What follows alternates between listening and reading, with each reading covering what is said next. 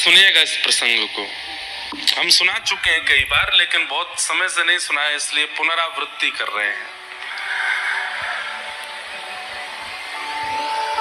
जब भीम ने दुर्योधन की जंघा पर प्रहार किया, ये दृश्य देख करके कई धर्म का पालन करने वाले, भगवान के द्वारा प्रदत्त की गई धर्म की स्थितियों का पालन करने वाले लोगों को बहुत क्षोभ हुआ।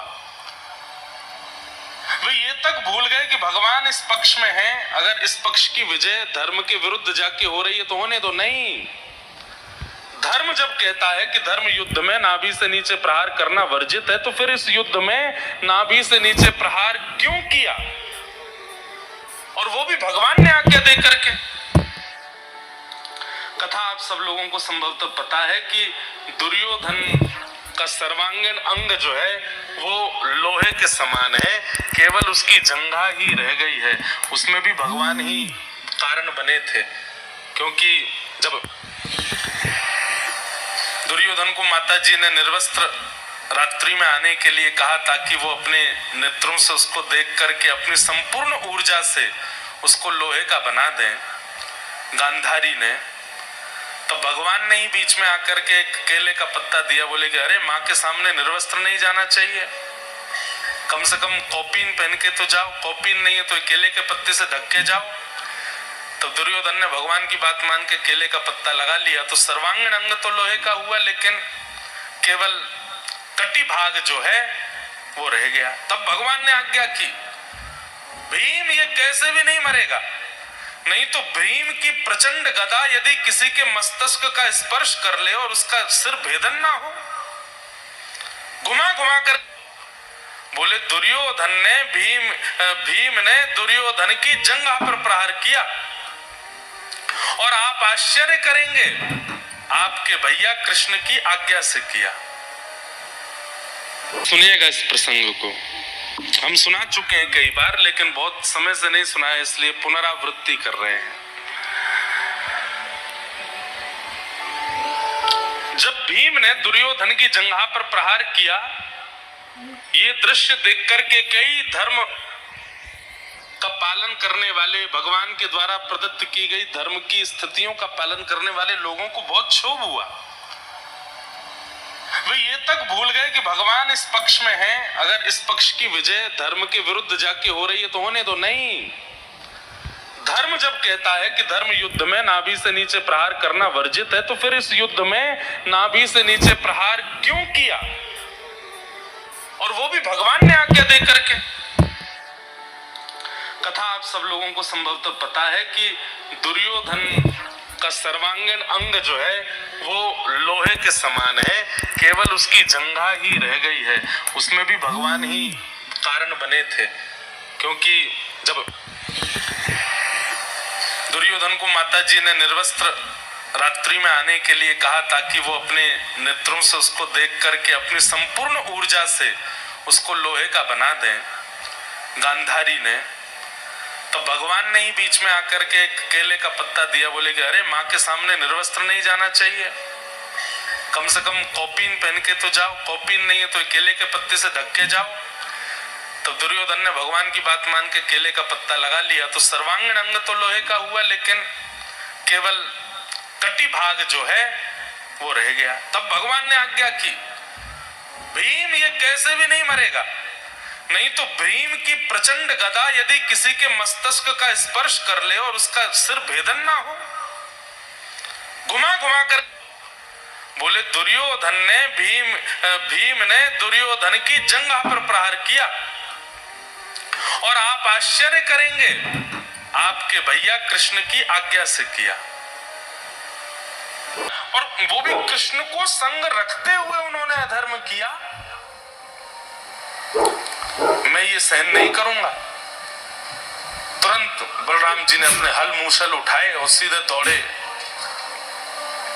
कुरुक्षेत्र की ओर। यहां सब पांडव जश्न मना रहे थे अपनी विजय का। इतने में ही देखा पृथ्वी कंपायमान हो रही है। पांडवों ने कहा, भगवान ये भूकंप जैसी स्थिति बन रही है, क्या हुआ? बोले ये प्राकृतिक भूकंप नहीं है, ऐसा भूकंप दो ही स्थिति में आता है, या तो मैं नाराज हो जाऊं या फिर शेषनाग जिनकी सिर के ऊपर तिल के समान पृथ्वी है वो नाराज हो जाए। मैं तो प्रसन्न हूं तो निश्चित है कि शेषनाग ही नाराज हुए और शेषनाग ही बलराम जी हैं। बलराम जी के कोप के कारण पृथ्वी पर भूचाल आ रहा है।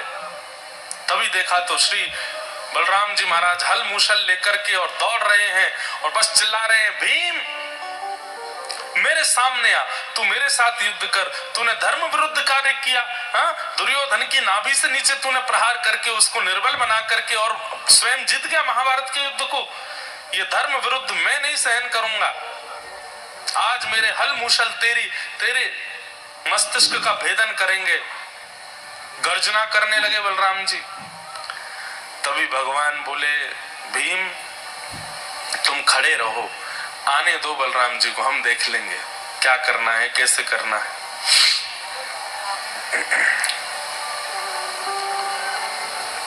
बलराम जी महाराज दौड़े।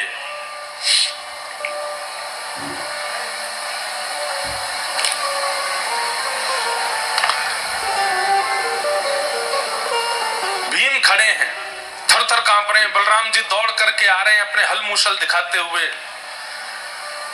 तभी ठाकुर जी ने एक योजना बनाई और भीम के सामने खड़े होकर के भगवान ने दंडवत प्रणाम किया बलराम जी को।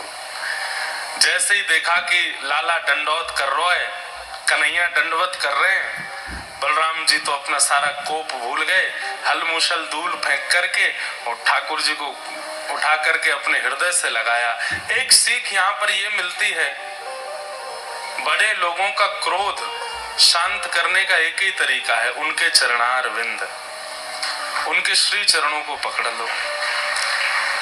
हम आपसे निवेदन करते हुए कहते हैं, कितने भी क्रोध में क्यों ना हो, यदि आप उनके चरण स्पर्श कर लेंगे, चरणों का आलिंगन कर लेंगे, चरणों में लेट जाएंगे, अगर उनका स्वाभाविक क्रोध होगा तो वो शांत हो जाएंगे। और कहीं ईर्ष्या में भर करके, मद में भर करके कोई व्यक्ति क्रोध कर रहा और आप उसके चरण पकड़ रहे हैं, फिर भी वो अपना क्रोध शांत ना करे, तो समझ जाना कि इस व्यक्ति का क्रोध इसका नाश करेगा।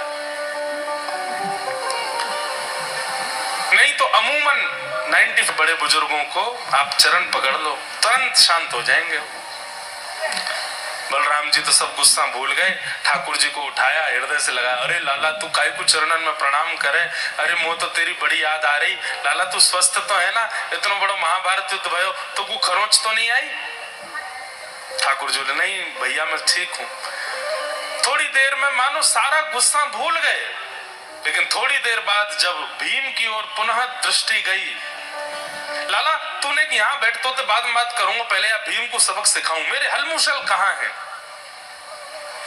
भगवान बोले, भैया क्यों नाराज हो रहे हैं आप, क्यों क्रोध कर रहे हैं, क्यों मारना चाहते हैं आप भीम को। धर्म विरुद्ध आचरण किया है भीम ने। धर्म युद्ध में नाभि से नीचे प्रहार करना मना है और इसने नाभि से नीचे प्रहार करके युद्ध को अपने पक्ष में लिया है। ये धर्म विरुद्ध कार्य मेरे जीते जी तो नहीं होगा। लाला तू तो बड़ा दयालु है, तू तो बड़ा कृपालु है, सबन पर दया करे, तेरी बात अलग है, पर मैं ये सब सहन नहीं करूंगा, मैं आपको सबक सिखा के रहूंगा।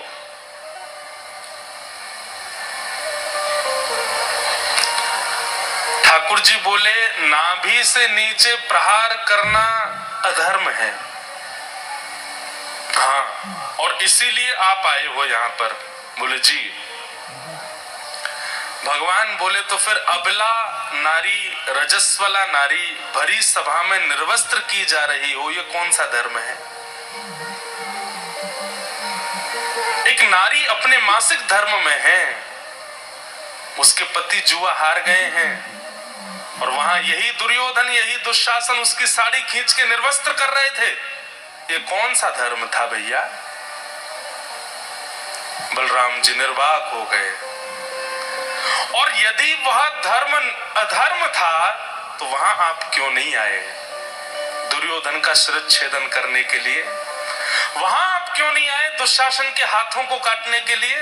दो राजा युद्ध कर रहे हैं और राजा युद्ध जीतने के लिए कुछ भी करता है, केवल नाभि से नीचे जंघा पर प्रहार कर दिया। और ये बात आप भी जानते हैं कि पूरे शरीर में कहीं भी प्रहार करने से दुर्योधन मरने वाला नहीं है, उसकी जंघा पर ही प्रहार होगा, तभी वो गिरेगा। इतना सब जानते हुए भी आप हल मूसल उठा करके यहाँ भीम को मारने के लिए चले आए, मुझे आश्चर्य हो रहा है आप पर। यदि उस समय आपका ये क्रोध उत्पन्न हुआ होता तो आज महाभारत युद्ध की नौबत नहीं आती भैया।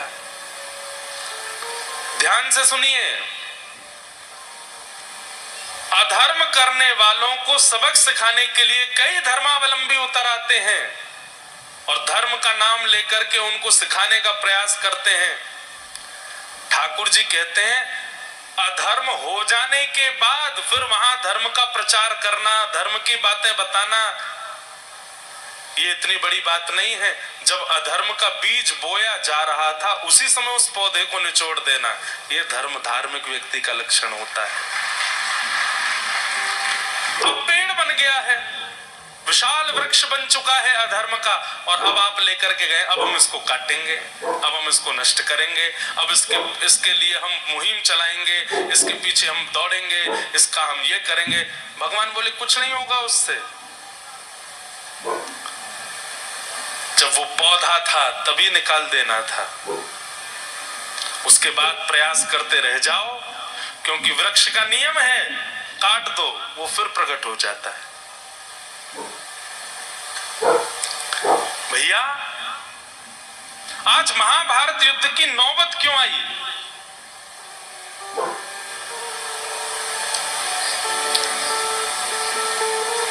क्योंकि उस समय दुर्योधन दुशासन बच गए, जिस समय इन लोगों ने अधर्म किया। यदि उसी समय दुर्योधन दुशासन मारे जा चुके होते, बंधुओं एक बात सुनेंगे आप, पूरा महाभारत युद्ध, सब लोग इधर देखिए, ध्यान से हमारी ओर दृष्टिपात कीजिए।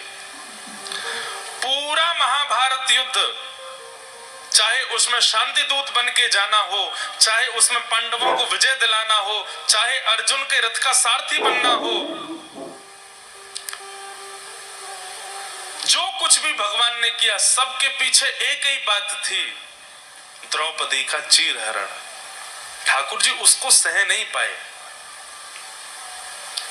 आगे प्रसंग आएगा, भीष्म पितामह भगवान से कहते हैं, भीष्म पितामह कहते हैं मुझसे बड़े पापी दुर्योधन, मुझसे बड़े पापी दुशासन, मुझसे बड़े पापी कृपाचार्य आदि सब लोग,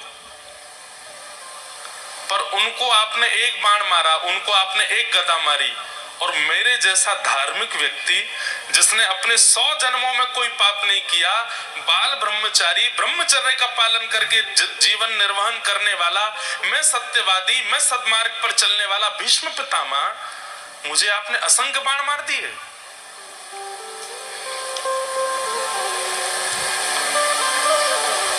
मैं इतना जानता हूं, मैंने विवाह नहीं किया, जब कभी भी स्त्रियों का दर्शन किया तो उनके प्रति मातृभाव या बहन भाव ही रखा, और स्त्रियों के प्रति दूरदृष्टि रखने वाला वो दुर्योधन, उसको आपने इतनी दर्द भरी मृत्यु नहीं दी जितनी दर्द भरी मृत्यु मुझे दी है। कारण क्या है नाथ? 100 जन्मों में मैंने पाप नहीं किया, फिर भी इतना कष्टदायी मृत्यु मुझे क्यों हो रही है? भगवान उत्तर देते हुए कहते हैं, पाप करने वाला पापी होता है, पर पाप होते हुए देखने वाला महापापी होता है। कोई पाप कर रहा है और आप उस पाप को रोकने की सामर्थ्य होते हुए भी खड़े खड़े केवल देख रहे हो, ठाकुर जी कहते हैं उससे दुगना बड़ा पाप आपका है, क्योंकि आप सामर्थ्य होते हुए भी मुंह पर चुप्पी लगाए बैठे हो। आप यदि खड़े होकर के एक उंगली उठा देते और एक बार कहते दुर्योधन खबरदार, जो तूने द्रौपदी का स्पर्श भी किया तो द्रौपदी का चीरहरण नहीं। अधर्म हो जाने के बाद धर्म का पाठ पढ़ाने के लिए आना, अब तो यही करना पड़ता है। लेकिन बात अच्छी तब हो जब अधर्म होने ही ना दिया गया होता।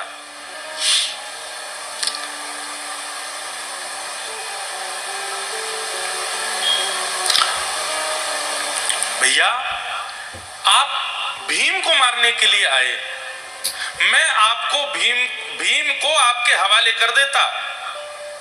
लेकिन कब? जब आप उस समय भी आए होते जब द्रौपदी का चीरहरण हुआ था, करके भीम का शिरच्छेदन करता। यदि उस समय भी आपने ये किया होता। बंधु, ठाकुर जी की बुद्धि के आगे हम लोग बड़े फेल हो जाएंगे। कभी अगर हम लोगों को मृत्यु के बाद तो भगवान के सामने निर्णय होगा ना, नर्क जाना है, स्वर्ग जाना है, कहां जाना है, उस समय ठाकुर जी फिर सारी गिनतियां करवाएंगे। आप लोग कहोगे हमने ये अच्छा किया, हमने ये अच्छा किया, हमने ये अच्छा किया। फिर ठाकुर जी ऐसी एक बात बताएंगे जो आपके मन में ही नहीं थी। तुमने ये भी तो किया था, ये क्यों भूल रहे हो? तुमने ऐसा भी तो किया था। तो ठाकुर जी कहां कौन सी बात अपने मन में रख के बैठे हैं कोई पता नहीं है। इसीलिए सूरदास जी महाराज ठाकुर जी से कहते हैं, हरि जी मोरे अब गुण चित ना धरो, हरि जी मोरे अब गुण चित ना धरो। समदर्शी है नाम तिहारो, समदर्शी है नाम तिहारो। समदर्शी का मतलब पता है? समान दृष्टि जिसकी है, सबको एक दृष्टि से जो देखता है। समदर्शी है नाम तिहारो, समदर्शी है नाम तिहारो।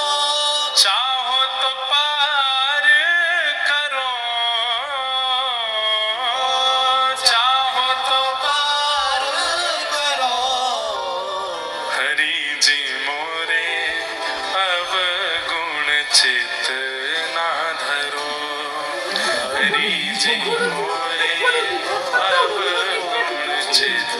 बंधुओं, ये नाम जप के लिए आज्ञा क्यों करते हैं गुरुजन? क्योंकि नाम जप औषधि है। कई इतने दुर्गुण हमारे और कई ऐसी क्रियाएं हम करे बैठे हैं जो हम करके भूल गए हैं, पर ठाकुर जी नहीं भूलते। ठाकुर जी को सब पता होता है। इसलिए इतना नाम जप किया, इतना नाम जप किया, इतना नाम जप से ठाकुर जी मिलेंगे, बाद की बात है। पहले जो आपका किया धरा है उसका हिसाब बराबर होता है नाम जप से। जो आप करे बैठे हो और इस जन्म में नहीं कितने जन्मों में करे बैठे हो, पहले उनका समाधान करता है नाम जप। नाम जाकर के पहले उनको समाप्त करता है, उनको नष्ट करता है। उसके बाद जब वो पूर्व का सारा नष्ट हो जाता है, तब जाकर के नाम जप भगवत प्राप्ति के लिए होना प्रारंभ होता है। कई लोग एक साल में ही रोने लगते हैं, ठाकुर जी नहीं मिल रहे, हम तो इतने दिन से रज लगा रहे हैं, इतने दिन से नाम जप कर रहे हैं, कथा सुन रहे हैं, 1 साल हो गया, अभी ठाकुर जी मिल। अरे 1 साल में? आज ही एक बात सुबह कही हम कथा में एक बात कहते हैं। आज यहाँ पर कथा सुनने वाले लोग अपनी आयु देखिए, कितनी आयु है आपकी? कोई 18 साल का है, कोई 25 साल का है, कोई 30 साल का है, कोई 50 साल का है, कोई 60 साल का है। और कथा सुनने के बाद में इच्छा हो गई कि अब ठाकुर जी हमको मिले। भाई 18 साल दुनिया को देख ली, अब 18 साल ठाकुर जी को भी तो दो। 25 साल पूरी दुनिया के विषय भोगों को देख लिया, अब जरा 25 साल नाम को देके तो देखो। हम दुनिया को इतना दे चुके हैं, तो फिर नाम को 1 साल में ही क्यों फल चाहते हैं? नाम अंदरूनी रूप से क्या कर रहा है आपको नहीं पता। आपके कितने हिसाब पेंडिंग पड़े हैं, कितना कर्जा चढ़ा है आपके ऊपर पापों का। नाम पहले उनको नष्ट करेगा, और जब नष्ट हो जाएंगे तब आपका नाम जब भगवत प्राप्ति कराएगा।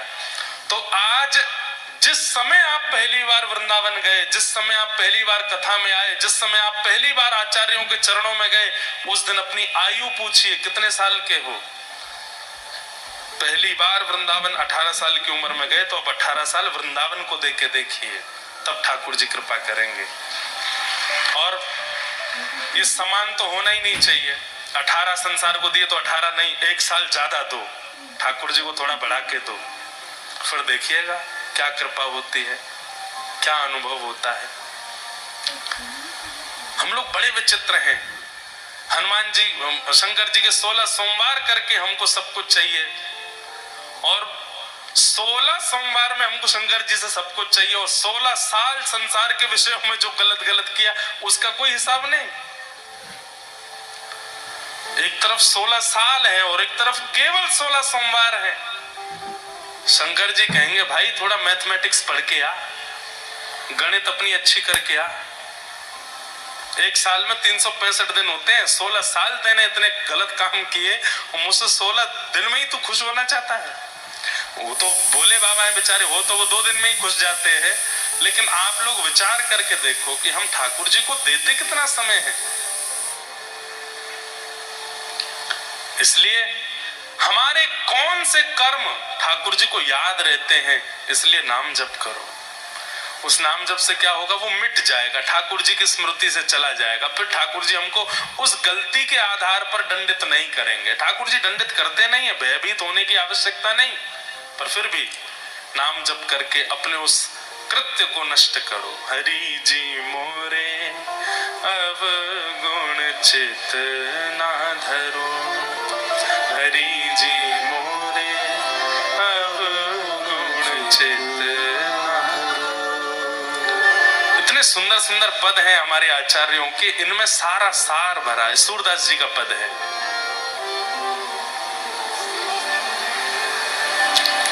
बलराम जी इसको मत मारिए, भीम ने गलती नहीं की है, बल्कि भीम का कृत्य धर्म ही माना जाएगा।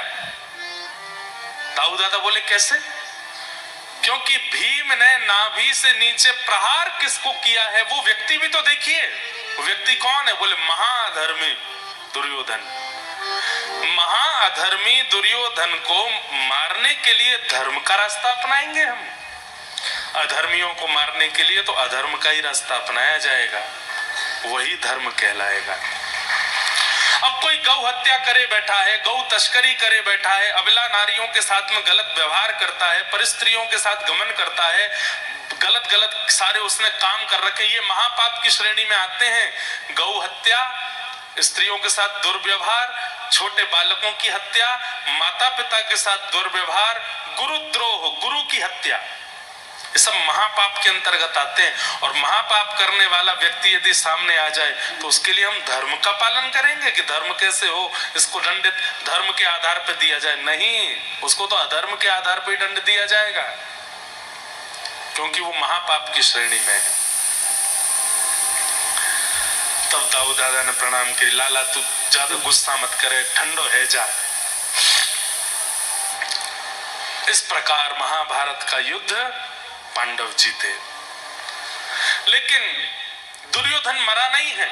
जंघा पर प्रहार करने से कोई मरता है? अचेत होके गिर पड़ा है, बस उठ नहीं पा रहा है। तभी वहां गुरुपुत्र अश्वत्थामा आए। अश्वत्थामा ने आकर के कहा, मैं पहले ही कह रहा था मुझे अपना सेनापति बना दो, तुमने मेरी एक नहीं मानी, अब भी समय है, तुम आज्ञा दो, मैं इन पांडवों को जीवित नहीं देखूंगा। बंधुओं देखिए, महाभारत में जितने पात्र हैं, बहुत ध्यानपूर्वक हमारी ओर देखिए, कभी अवसर मिले ना तो महाभारत में कितने पात्र हैं, कितने कैरेक्टर हैं, गिनती कीजिएगा। संपूर्ण महाभारत में जितने पात्र आपको मिलेंगे उतने ही प्रकार के लोग इस दुनिया में हैं, उससे एक भी आगे नहीं, एक भी कम नहीं। और जहां तक मेरा अनुमान कहता है आपको 81 प्रकार के लोग मिलेंगे महाभारत में, 81, और ज्यादा भी हो सकते हैं। और ये 81 प्रकार के स्वभाव, व्यवहार, विचार वाले लोग ही इस पूरे ब्रह्मांड में हैं। 8 अरब खरब जितने भी हों, 81 प्रकार के व्यवहार हैं, और वो सब महाभारत में है। इसलिए महाभारत का हर एक व्यक्ति हम हैं। अब जैसे दुर्भाव है,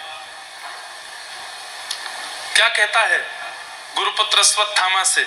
अश्वत्थामा से कह रहा है कि गुरु भाई, गुरुपुत्र, यदि हम सिंहासन पर नहीं बैठे हस्तिनापुर के, तो ये भी नहीं बैठने चाहिए।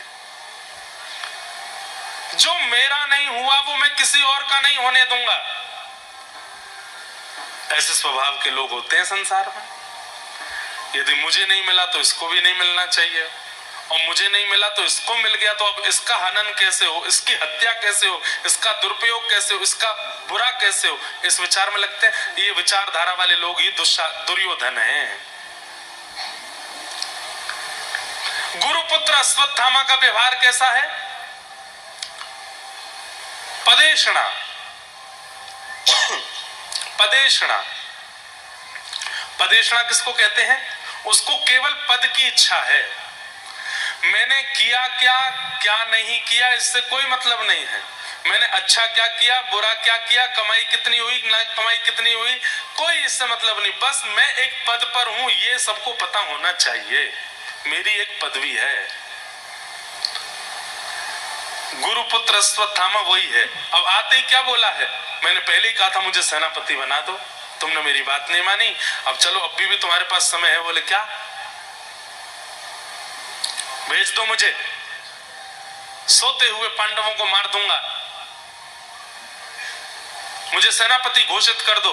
पूरी सेना मर गई, उसके बाद भी सेनापति बनना चाहता है। ये पदेषणा। अच्छा, कौरवों का मुखिया कौन है? धृतराष्ट्र। धृतराष्ट्र का स्वभाव क्या है? खुद की आंखें नहीं है, खुद को दिखाई नहीं देता, दूसरे की दृष्टि से देखता है, दूसरे के कहे सुनता है, पर निर्णय अपना देता है। मतलब संजय है उनके पास, वही देखता है, वही अनुभव करता है, वही बताता है, पर निर्णय कौन लेता है? निर्णय लेता है धृतराष्ट्र। देखने वाला कोई और है, बोलने वाला कोई और है, पर निर्णय का पूरा अधिकार अपने ऊपर लिए बैठे हैं। ये धृतराष्ट्र हैं। ऐसे स्वभाव वाले लोग भी होते हैं, खुद हिल करके पानी भी नहीं पीते। 4 लोग लगा रखे हैं, तुम देख के आओ, तुम सुन के आओ, तुम बोल के आओ, तुम ये करके आओ, अंत में मुझे बताओ, मैं निर्णय लूंगा, होगा वही जो मैं चाहूंगा। दुशासन, ये धृतराष्ट्र है। अब हर एक व्यक्ति का एक स्वभाव निकल के आ जाएगा। कभी अवसर मिलेगा तो सागर में महाभारत की कथा भी करेंगे। लेकिन ताली तो आपने बजा दी। महाभारत की कथा 7 दिन की नहीं होती है, महाभारत की कथा होती है 30 दिन की, 1 महीना की। क्योंकि महाभारत इतना विशाल ग्रंथ है कि उसकी भूमिका में ही 7 दिन निकलेंगे। लेकिन अद्भुत होगी, आज तक एक ही बार हुई है महाभारत की कथा, पूज्य मलुकपीठ वाले महाराज जी ने की है। क्योंकि महाभारत की कथा ऐसे नहीं होती, उसके अनुष्ठान भी बहुत बड़ा होता है उसका। और एक हमारे भारत में भ्रांति है कि महाभारत कराने से, सुनने से, पढ़ने से घर में लड़ाइयां होती हैं। कहां चले जाएं बताओ, हम भारतीय लोग ऐसा सोचते हैं। जिस महाभारत का थोड़ा सा अंश गीता पूरी पृथ्वी को भूचाल ला सकता है, सोचिए वो 700 श्लोकों की गीता इतनी प्रगाढ़ हो सकती है, संपूर्ण 1 लाख श्लोक महाभारत के कैसे होंगे? भारत अद्भुत है। महाभारत एक एक व्यक्ति को दर्पण दिखाई दे जाएगा। महाभारत की कथा में पता चल जाता है कि ये तो मैं हूं, ये जिसके बारे में चर्चा हो रही, कहीं ना कहीं पता चलेगा शकुनी तो मैं ही हूं। कहीं ना कहीं पता चल जाएगा कि भाई ये धृतराष्ट्र कोई और नहीं है, ये तो मेरा ही स्वभाव है। और व्यक्ति को जब दर्पण दिखता है ना, तो व्यक्ति दर्पण में अपनी बिगड़ी हुई स्वरूप को संभाल लेता है। कोई दर्पण देखता ही नहीं है तो बिगड़ा ही रहेगा, अपने उसके आंख, नाक, बाल वाल सब बिगड़े ही रहेंगे। महाभारत दर्पण है। कभी कृपा होगी ठाकुर जी की तो मेरा बहुत समय से मन है करने का, करूंगा एक बार महाभारत की कथा। गांधारी, और गांधारी कौन है?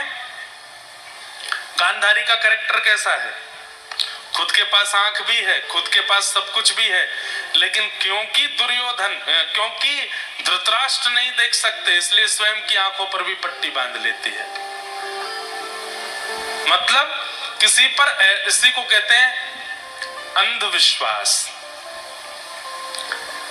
वो तो देख ही नहीं रहा है और बिना देखे सब गलत कर रहा है, मैं भी नहीं देखूंगी। लो, अरे तुम्हारी तो आंख खुली रखो, तुम उसकी पत्नी हो, तुम अगर देख के बताओगी तो उससे बहुत कुछ अच्छा होगा। लेकिन उन्होंने गलत अर्थ निकाल लिया पतिव्रता नारी होने का। कैसा अर्थ निकाला? बोले ये नहीं देखते तो मैं भी नहीं देखूंगी। सबका अपना अपना एक कैरेक्टर है महाभारत में, और वो सब हम ही हैं। गुरुपुत्र अश्वत्थामा अर्धरात्रि में गए और सोते हुए पांचों पांडवों को मारने के लिए, लेकिन जाको राखे साइया मार सके ना कोई, बाल ना बाका कर सके जो जग बैरी हो। ठाकुर जी जिसके रक्षक बन जाते हैं उसको फिर कौन मार सकता है? कल हमसे किसी ने निवेदन किया, महाराज अम्बरीश का चरित्र सुनाइएगा। हमने कहा जरूर सुनाएंगे महाराज, अम्बरीश का चरित्र एक दिन सुनाऊंगा, मैं विस्तार से सुनाऊंगा। कैसी रक्षा ठाकुर जी करते हैं। बस ठाकुर जी के चित्त को भा जाए तो ठाकुर जी रक्षा। अच्छा, एक और बात, क्या प्राणों की रक्षा को ही आप ठाकुर जी के द्वारा की गई रक्षा मानते हो? नहीं, प्राणों की रक्षा ठाकुर जी के द्वारा की गई रक्षा नहीं है। तो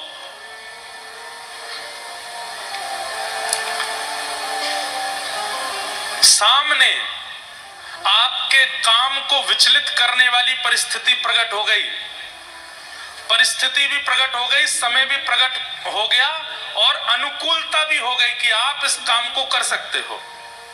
लेकिन आप जानते हैं मनी मन की ये पाप तो है, लेकिन कोई देख नहीं रहा है, अगर मैं चाहूं तो कर सकता हूं। लेकिन उसी समय आपने अपने मन की बात सुन करके अपने आप को उस स्थिति से निकाल दिया और उस क्रिया को नहीं किया, तब मानो ठाकुर जी ने आपकी रक्षा की। हमारी बात समझ में आई? परिस्थिति प्रकट हुई है, अनुकूलता प्रकट हुई है, समय प्रकट हुआ है, कोई देखने वाला भी नहीं है और आप चाहो तो कर सकते हो। लेकिन उस समय भी आप ये जानते हुए कि ये पाप है और अपने आप को वहां से सही सलामत बचा लाते हो, इसको मानो ये ठाकुर जी की रक्षा। ठाकुर जी ने आपकी रक्षा की।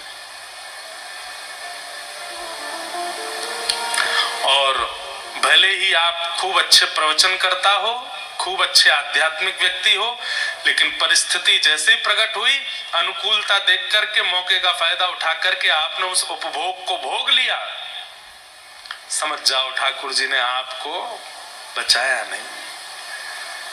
इसलिए रक्षा विषयों से होती है। संसार में तो भाई जब जिसको मरना है वो मर ही जाएगा। किसी को पहाड़ से गिर के मरना होगा, किसी की मृत्यु अटैक से होनी होगी, किसी की मृत्यु बीमारी से होनी होगी। मृत्यु को तो बहाना चाहिए, हम सबकी मृत्यु बहाने से आएगी। कई बार जीवन में हम बच गए किसी स्थिति में, तो वहां तो यही मानना चाहिए कि यहाँ मेरी मृत्यु नहीं थी, आगे आएगी। वहां ठाकुर जी ने रक्षा नहीं की आपकी। ठाकुर जी रक्षा तो विषयों में करते हैं, विषयों में रक्षा करते हैं। 5 पांडवों को तो नहीं मार पाया गुरुपुत्र अश्वत्थामा, पर द्रौपदी के सोते हुए 5 पुत्रों को मार दिया। अंधेरे के कारण पता नहीं चला, 5 पुत्रों को मार करके जैसे ही गया, प्रातःकाल होते ही पता चला कि वो तो 5 पांडव नहीं, द्रौपदी के 5 पुत्र थे। अर्जुन ने प्रतिज्ञा ले ली, जिसने भी द्रौपदी के 5 पुत्रों को मारा उसको जीवित नहीं छोड़ूंगा। भगवान ने बार बार कहा, क्रोध में निर्णय मत लो अर्जुन, चाहे परिस्थिति कितनी भी खतरनाक क्यों ना हो जाए, पहले क्रोध को शांत करो। क्रोध में बंधुओं एक नियम बना लीजिए, क्रोध आपको बहुत आता, आने दो। सच बताना मुझे, ऐसे आपकी अलमारी में ऐसे कितने कपड़े हैं जो आपने सोचा है कि मैं जब बस क्रोध में एक काम कर लीजिए, बोलिए मत, मौन हो जाओ। ये आपको करना पड़ेगा। आप जिस दिन क्रोध में मौन होना प्रारंभ हो जाएंगे, आप अपने आप अनुभव करेंगे कि अब आपसे कोई गलती नहीं होगी, अब आपसे कोई अपराध नहीं होगा। क्रोध में व्यक्ति गलती सबसे बड़ी कर बैठता है जब वो बोलने लगता है, क्योंकि क्रोध में वाणी से सरस्वती उठ जाती है और व्यक्ति फिर कुछ भी बोलता है। निर्णय भी गलत ले लेता है। बस क्रोध में बोलिए मत। अर्जुन कहने लगा मैं जीवित नहीं छोड़ूंगा, जिसने 5 बालकों को मारा वो बचेगा नहीं मुझसे। भगवान हाथ पकड़ने लगे, अर्जुन क्रोध में निर्णय नहीं लेते। जैसे ही पकड़ने के लिए गए तो पता चला गुरुपुत्र अश्वत्थामा पकड़ करके बंदी बना करके लेकर के आए। द्रौपदी के सामने जैसे ही प्रस्तुत किया, तथा हतम पशुवत पाशवद्ध मवाङ्मुखं कर्मजुगुप्सितेन निरीक्ष्य कृष्णापकृतं गुरुसुतं वामस्वभाव कृपया ननाम च। हाथों को पैरों को जब बंधे हुए देखा और बंदी बने हुए जब व्यक्ति को देखा, द्रौपदी ने जैसे ही देखा ये तो हमारे गुरु का पुत्र अश्वत्थामा है। गुरुपुत्र अश्वत्थामा को बंधे हुए देख करके अर्जुन के चरणों में गिर पड़ी द्रौपदी और कहने लगी इसको छोड़ दो, इसको मुक्त करो, इसके हाथ पैर खोलो, इसको मत मारो। अरे द्रौपदी, तेरे बालकों का हत्यारा है ये, मेरे बालकों का हत्यारा बाद में है, गुरुपुत्र पहले है, ब्राह्मण पहले है, हमारा पूजनीय पहले है, पहले इसके हाथ पैर खोलो, इसको मत मारो। अर्जुन बोले क्यों ना मारूं इसके, मुझे अगर तुम प्रमाण दोगी तो ही मैं इसको छोड़ूंगा। भगवान खड़े खड़े बोले अर्जुन सबसे पहला प्रमाण तो यही है कि जिसके बालक मारे गए वो माता इतनी दया में आ गई जिसको देख करके, उसको तुम कैसे मार सकते हो। माँ को अपने सबसे ज्यादा प्रिय बालक होते हैं, वो बालकों के हत्यारे को जीवित नहीं देखना चाहती, पर द्रौपदी के चित्त में उसके प्रति दया आ रही है, तुमको यहीं रुक जाना चाहिए।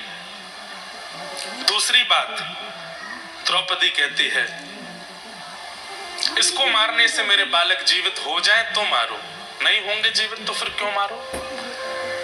दूसरी बात, इनकी मां वो विधवा पहले ही हो चुकी हैं, एक पुत्र को है उसको भी मार दोगे तो वो किसके सहारे जिएंगी। मेरे बालक मर गए पर मेरे पति अभी भी जीवित हैं, बालकों के बिना मैं रह लूंगी लेकिन पति तो है ना, इनके सहारे रह लूंगी, ये कहां जाएंगी, इनको मत मारो। सीधी बात, द्रौपदी ने अपने वक्तव्य में 5 बातों को विशेष रूप से कहा। जो भी व्यक्ति निर्णय लेते समय इन 5 बातों का ध्यान रखता है, ठाकुर जी कहते हैं मैं उससे प्रसन्न रहता हूं। और वो 5 बातें कौन कौन सी? सबसे पहला, धर्म, आपके निर्णय में धर्म होना चाहिए। दूसरा, न्याय होना चाहिए, कोई एक पक्ष की तरफ पड़ना ज्यादा भारी नहीं होना चाहिए, न्याय के साथ आपका निर्णय होना चाहिए। तीसरा, करुणा, आपके निर्णय में करुणा होनी चाहिए। पता चली ऐसा निर्णय ले लिया निर्दयी होकर के, नहीं, उसमें करुणा का भी अंश होना चाहिए। 5वां, निष्कपटता, कपट नहीं होना चाहिए आपके निर्णय में। और अंतिम, समता, समत्व होना चाहिए। इन 5 बातों का ध्यान रख के जो व्यक्ति निर्णय लेता है उसका निर्णय कभी विफल नहीं होता। भगवान ने द्रौपदी की बात सुनकर के उसको अपनी बहन का दर्जा दिया और ठाकुर जी ने उसको कृष्णा, भगवान का नाम कृष्ण, द्रौपदी का नाम कृष्णा। ये आ की मात्रा जैसे कृष्ण नाम में लगती है तो वो स्त्रीलिंग हो जाता है। कई लोग कृष्णा बोलते हैं भगवान को, पर वास्तविकता में वो द्रौपदी का नाम है, ठाकुर जी का नहीं। ठाकुर जी का नाम है कृष्ण, अकार नहीं है पीछे। यहाँ अधिकतर माताएं बैठी हैं, सबके नाम के पीछे या तो इकार होगा, ई, या फिर आ, उसी से वो स्त्रीलिंग शब्द बनता है। ऐसे ही कई शब्दों में अकार और इकार का प्रयोग हो जाने पर वो स्त्रीलिंग हो जाता है। कृष्ण में अकार जोड़ दोगे तो वो द्रौपदी का नाम हो जाएगा। इसलिए जब भी हरे कृष्ण महामंत्र भी कहो तो हरे कृष्ण कृष्ण कृष्ण हरे हरे, हरे कृष्णा, वो इसलिए भी है क्योंकि गौड़िया वैष्णव परंपरा जो है वो बंगाल से है। तो बंगाल में आज भी आपका नाम, हमारा नाम इंद्रेश, और वहां बोले इंद्रेश हो, वो अकार बोलते ही हैं। तो इसलिए वहां बोल देते हैं हरे कृष्णा कृष्ण कृष्ण हरे हरे, हरे राम राम राम हरे हरे। बंगाल की बोली में अकार आ जाए होता है। मैं उस समय चीर हरण के समय दुर्योधन को नहीं देख रहा था, दुशासन को नहीं देख रहा था, मैं उस समय उस सभा में बैठे हुए भीष्म पितामह को देख रहा था कि भीष्म पितामह जैसे महारथी जिस सभा में बैठे हैं वहां स्त्री निर्वस्त्र नहीं हो सकती। लेकिन जब पता चला कि दुर्योधन भीष्म पितामह के होते हुए भी द्रौपदी निर्वस्त्र हो रही है, उसी दिन मैंने ठान लिया था कि दुर्योधन दुशासन इन सब की मृत्यु तो एक तरफ है, भीष्म पितामह की मृत्यु सबसे कष्टदायी होगी। क्यों? ये योग्य होते हुए भी देख रहे थे। की परिभाषा है क्या हम जानते ही नहीं हैं, बस क्योंकि ट्रेंड में चल रहा है इसलिए सब आगे आ जाते हैं। कहता है वास्तविकता में महामंत्र हरे कृष्ण कृष्ण कृष्ण हरे हरे, हरे राम राम राम हरे हरे। उसमें अकार मत लगाइए। द्रौपदी को भगवान ने अपनी बहन बना लिया और कृष्णा नाम से संबोधित किया। निरीक्ष कृष्णापकृतम गुरु सुतम। तत्पश्चात गुरुपुत्र अश्वत्थामा को मृत्यु दंड नहीं दिया, आधी दाढ़ी मूछ मूड़ करके उसकी शिखा का छेदन करके भगवान ने सभा से बाहर निकलवाया। अपना अपमान जान करके अश्वत्थामा ने ब्रह्मास्त्र छोड़ दिया उत्तरा के बालक को मारने के लिए। गर्भवती है उत्तरा, उसके बालक को मारने के लिए। उत्तरा कौन है? अर्जुन की पुत्र वधू, अर्जुन के पुत्र अभिमन्यु की पत्नी है उत्तरा। उसके गर्भ में बालक है और उस गर्भ के बालक को मारने के लिए ब्रह्मास्त्र छोड़ दिया अश्वत्थामा ने। भगवान के चरणों में जाकर के जब उसने प्रणाम किया कि नाथ मेरी रक्षा करो, ठाकुर जी एक रूप से बाहर खड़े हैं, एक रूप से वायु का रूप धारण करके नासिका से गर्भ में प्रवेश कर गए और अपनी गदा को घुमा करके भगवान ने उत्तरा के गर्भ के बालक की रक्षा की। बोलो भक्तवत्सल भगवान की। कालांतर में यही उत्तरा के गर्भ का बालक जन्म लेकर के परीक्षित कहलाए, परीक्षित हुए। भगवान अपनी लीला पूरी करके अब सबसे आज्ञा लेने लगे, भैया महाभारत युद्ध पूरा हुआ, अब आप सब लोगों के सब क्रिया पूरी हो गई, पांडवों को हस्तिनापुर का राज्य मिल गया, अब मैं चलूं, अब मुझे आज्ञा दो, मैं द्वारिका जाऊंगा। तब भुआ कुंती ने आकर के भगवान की स्तुति गाई, और कुंती ने जो स्तुति गाई है बहुत सुंदर है। नमस्ते पुरुषं त्वाद्यं ईश्वरं प्रकृते परं अलक्ष्यं सर्वभूतानां अन्तर्बहिरवस्थितम्।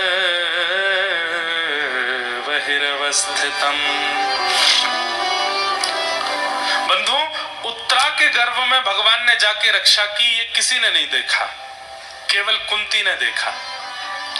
बाकी सबको तो लगा ठाकुर जी भारी खड़े हैं, पर कुंती ने देख लिया कि ठाकुर जी वायु मात्र बन करके भीतर गए और जाके रक्षा करके आए। अब भगवान रथ में आरूढ़ होकर के जैसे ही द्वारिका के लिए जाने लगे, कुंती ने दोनों रथों घोड़ों की चाबुक पकड़ ली और रथ रोक दिया। भगवान बोले, कहो बुआ क्या बात है? बोले, नीचे आओ, हमें बात करनी है आपसे। ठाकुर जी नीचे उतर के आए। बंधुओं, 3 पात्र महाभारत में ऐसे हैं ठाकुर जी को बहुत प्रिय हैं।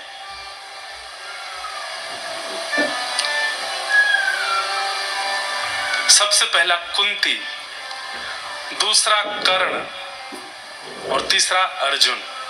ये तीनों ठाकुर जी को बहुत प्रिय हैं। उनमें पहला नाम कुंती का है। कहो बुआ क्या बात है, आपने हमारा रथ रोक लिया? बोली कि मुझे आपसे कुछ बात करनी है। बोले क्या बात करनी है? बोले मैं आपको प्रणाम करना चाहती हूँ। चरणों में प्रणाम किया तो ठाकुर जी उल्टा प्रणाम करने लगे। बुआ उल्टी गंगा बहा रही हो, भतीजे हैं हम आपके, हमें आपको प्रणाम करना चाहिए, आप हमको क्यों प्रणाम करती हो? बोले जब पता चल जाए कि भतीजा भगवान है तो फिर उसको प्रणाम ही करना पड़ेगा ना, आप हमारे परमात्मा हो इसलिए हम आपको प्रणाम। अच्छा हम भगवान हैं? हाँ, ऐसा कौन सा काम किया हमने जो हम भगवान हैं? बोले क्योंकि आप बाहर भी खड़े रहते हो, सबके भीतर भी चले जाते हो, मैंने देखा आपने। बोले मैं जानती तो हमेशा से हूँ, बचपन से जानती हूँ कि आप भगवान हो, लेकिन आज मैंने प्रत्यक्ष रूप से आपकी एक लीला देखी। आप बाहर खड़े थे और आपने उत्तरा के गर्भ में प्रवेश करके उसके बालक की रक्षा की। अलक्षम सर्वभूतानाम अंतर बहिरवस्थितम, जो अंदर बाहर सब जगह रहे वही तो परमात्मा होता है, इसलिए मैं आपको प्रणाम कर रही हूँ। बंधुओं, ठाकुर जी की चोरी कोई नहीं पकड़ सकता, लेकिन भक्त पकड़ लेते हैं। ठाकुर जी की लीला को सब भक्त पकड़ लेते हैं। 2 मिनट में भक्तों के पकड़ में ठाकुर जी आ जाते हैं।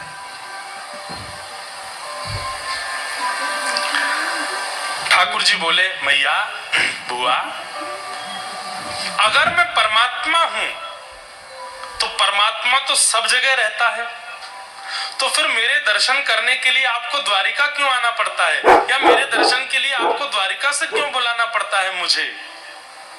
मैं अगर परमात्मा हूं तो सब घट में मेरा निवास है, सब जगह मेरा दर्शन हो जाना चाहिए। इसका इतना सुंदर उत्तर देती हैं कुंती, क्या कहती हैं कि माया जवनिका छन्न आज्ञा दोक्षजमव्ययम् न लक्ष्य से मूढ़ दृशा नटो नाट्य धरो यथा। आप सब जगह हैं पर दिखते क्यों नहीं?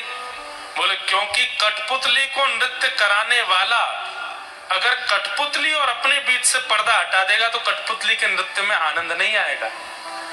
नृत्य कराने वाले को तो पर्दे के पीछे ही बैठना पड़ता है, तभी कठपुतली के प्रति भावना जागृत होती है। अरे देखो कठपुतली रो रही है, नाच रही है, गा रही है, उछल रही है, चल रही है। अगर वो कठपुतली के पीछे का पर्दा ही हटा दिया जाए तो पीछे बैठा व्यक्ति जो अपनी उंगलियों से नचा रहा है वो दिखने लगेगा, और फिर वो अगर दिख गया तो फिर संसार नीरस लगने लगेगा। हे नाथ, पूरे विश्व को आप नचाते हो, पूरे विश्व को आप चलाते हो, हमें दिखता हो देखो ये नेताजी बन गए, ये प्रवक्ता बन गए, ये भागवत वक्ता बन गए, ये वो बन गए, ये इतना धनवान हो गया, ये इतना निर्धन हो गया, उसका ब्याह हो गया, उसके बालक हो गए। वास्तव में सब कठपुतली हैं, करने वाले सब आप हो, करते सब आप हो। पर हम लोग इस संसार में रमे रहें, इसलिए कठपुतली और आपके बीच में जो ये माया का पर्दा है इसको आप उठने नहीं देते हो। लेकिन नाथ, कभी कभी जीवन में मानव के जब सदगुरु आते हैं तो वो सदगुरु इस माया के पर्दे को हटा देते हैं और व्यक्ति को स्पष्ट हो जाता है, ना कोई चल रहा है, ना कोई बोल रहा है, ना कोई बैठा है, ना कोई धनवान, ना कोई निर्धन, सब आप कर रहे हो। कई बार बंधुओं, ठाकुर जी से ज्यादा आचार्य के दर्शन, इसको गलत नहीं मानिएगा, ये गलत नहीं है, क्योंकि ठाकुर की झांकी कराने वाले आचार्य है ना, हमारे चित्त को शुद्ध करने वाले आचार्य है ना, तो कभी कभी ठाकुर से ज्यादा आचार्य के दर्शन की इच्छा प्रकट हो जाए तो इसमें कोई दोष नहीं है। हम तो उस भारत के निवासी जहां सहजोबाई, पहली महंत भारत की महिला महंत, महिला संत भारत की, उनका नाम था सहजोबाई। वो अपने पद में क्या कहती हैं, मैं गुरु ना बिसारू, मैं गुरु ना बिसारू, पर राम तज डारू, मैं गुरु ना बिसारू। गुरु को नहीं भूल सकती, भले ही मैं राम जी को छोड़ दूं, मैं गुरु को नहीं छोड़ सकती। उनके लिए ठाकुर जी प्रकट हो गए। इस पद के बाद ठाकुर जी को प्रकट होना पड़ा। अरे सहजो, तू क्या गाती है, मैं गुरु ना बिसारू, राम तज डर, मुझे छोड़ देगी, गुरु को नहीं छोड़ेगी।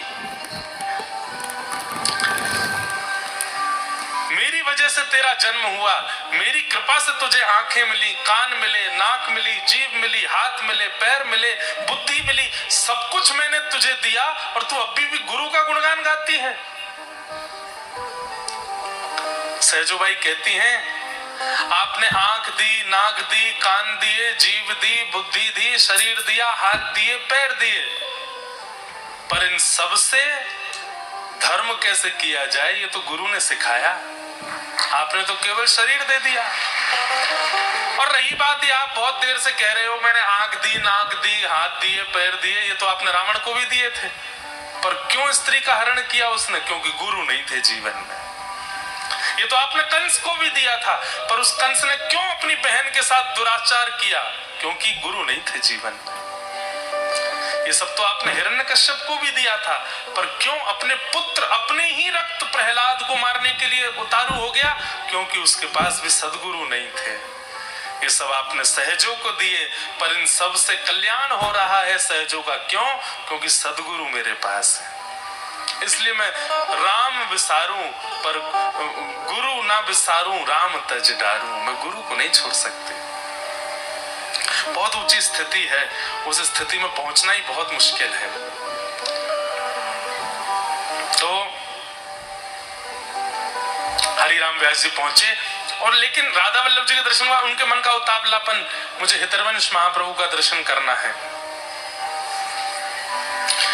कहने लगे मुझे महाप्रभु जी के दर्शन कराओ, हरिवंश महाप्रभु के दर्शन कराओ। तो किसी ने कहा वो तो प्रसाद बना रहे हैं, अभी ठाकुर जी का भोग सिद्ध कर रहे हैं, मुझे अभी मिलना है, मैं इतनी दूर से चल के ओरछा से आया हूं, अभी मिलना है। किसी ने जाकर के महाप्रभु जी से कहा बहुत परेशान हो रहे हैं, क्या करें? बोलो उनको यहीं बुला लाओ रसोई में।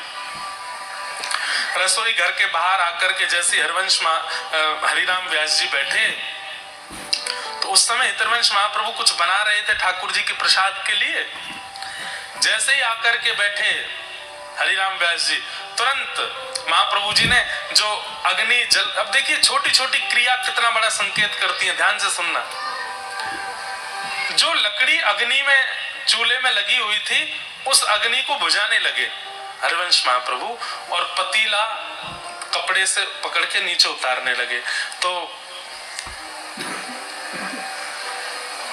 हरिराम व्यास जी बोले आपने चूल्हा क्यों बुझा दिया और ये पतीला आपने नीचे क्यों रख दिया? भाई तुम्हारी शंकाओं का समाधान करना है, तुमसे बात करनी है, तुम प्रश्न करोगे, उनका उत्तर देना है, और तुम्हारे उत्तर देते समय मैं प्रसाद कैसे बनाऊंगा? तो फिर अब देखिएगा, ये बात सुनने की, सब लोग इधर देखो, यहां देखो, काम की बात पे तो इधर उधर देखने लगते हो आप।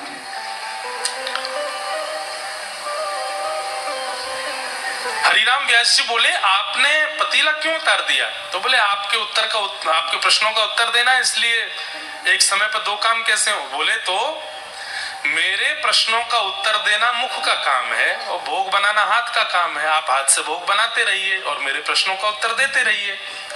हरिवंश महाप्रभु बोले यदि ये बात संसार में लागू करोगे तो ठीक है, पर ठाकुर जी के प्रसाद सिद्ध करते समय एक समय पर दो काम नहीं हो सकते, क्योंकि तुम्हारे लिए प्रसाद बनाना हाथ का कर्म है, तुम्हारे लिए उत्तर देना मुख का कर्म है, पर मेरे लिए उत्तर देना और प्रसाद बनाना दोनों मन का कर्म है, और मन एक ही जगह लगता है, दो जगह नहीं। प्रसाद नहीं बनाता, मैं मन से प्रसाद बनाता।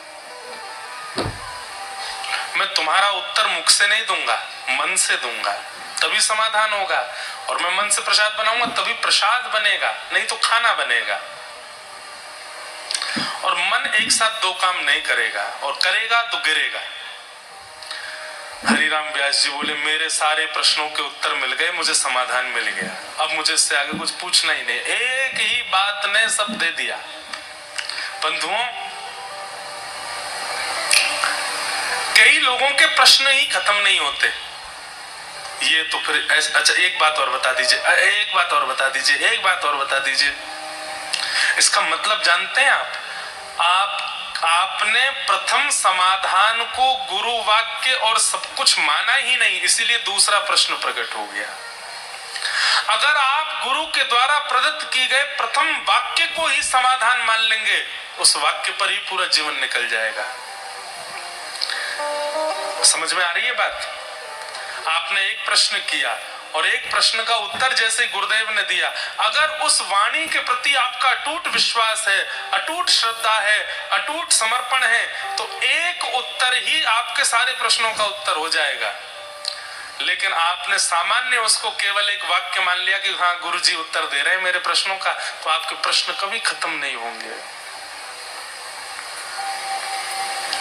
लेकिन गुरु वाणी को यदि आपने सर्वस्व मान लिया तो एक वाक्य ही बहुत है। रैदास जी की दीक्षा कैसे हुई थी पता है आपको? रैदास जी को बड़ी चिंता थी मन में कि मैं श्री रामानंदाचार्य जी से दीक्षा लेना चाहता हूं, पर मैं कैसे लूं, कैसे जाऊं? क्योंकि रामानंदाचार्य जी तो पहले व्यक्ति को देखते थे, परखते थे, परीक्षा लेते थे, तब वो परीक्षा में पास होता तो दीक्षा देते थे। रैदास जी बोले मैं तो किसी चीज में निपुण हूं ही नहीं, मुझे तो दीक्षा मिलेगी नहीं और मुझे दीक्षा इन्हीं से चाहिए, और ये बिना परीक्षा लिए दीक्षा देते नहीं, परीक्षा देने की सामर्थ्य मेरी है नहीं, और बिना दीक्षा लिए मेरे प्राण निकल जाए तो मेरे जीवन का तो सर्वनाश हो जाएगा, तो क्या करूं? तो किसी ने उनको युक्ति बताई, बोले काम है। बोले क्या?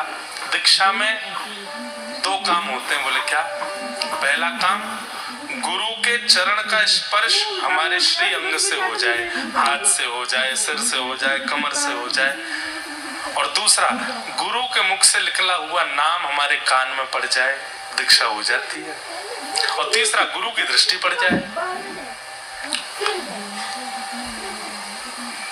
बोले इसके लिए क्या करूं? बोले सुबह सुबह 3:30 बजे श्री रामानंदाचार्य जी गंगा स्नान करने के लिए सिड्डी उतर के जाते हैं। उस समय लाइट तो होती नहीं थी, दिया लेकर के लोग चलते थे। तुम क्या करो? बोले तुम सिड्डी में जाके लेट जाओ, जिस सिड्डी से रामानंदाचार्य जी नीचे उतर करके जाएंगे वहीं जाके लेट जाओ। रैदास जी ने यही किया।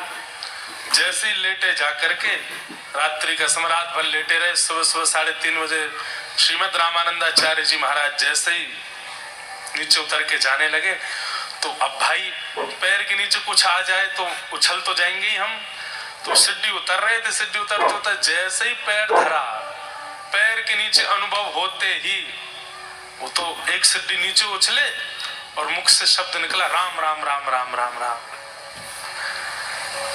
चरण स्पर्श होते ही गुरु आश्रित हो गए और राम राम राम मुख से निकलते रैदास जी को नाम मिल गया। बस वहीं प्रणाम करके रैदास जी भागे। बोले हो गई मेरी दीक्षा संपन्न हुई। और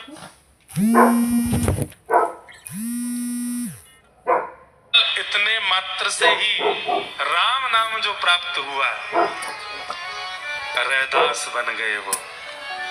केवल एक वाणी, एक वाक्य, एक सामान्य शब्द गुरु का अगर संपूर्ण समर्पण से स्वीकार कर लिया जाए, सारे समाधान उस एक वाक्य से हो जाते हैं।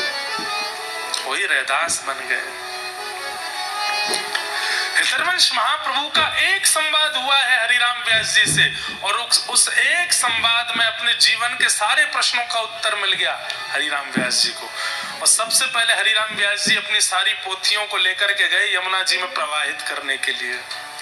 5 बैलगाड़ी भर के पोथियां चलती थी उनके साथ में, और उन 5 बैलगाड़ियों पर विजय पत्र भी लटके रहते थे। दक्षिण में इस विद्वान से जीते, काशी में उस विद्वान से जीते, कश्मीर में उस विद्वान से जीते, उनका विजय पत्र भी रहता था। सबको जमुना जी में प्रवाहित कर दिया।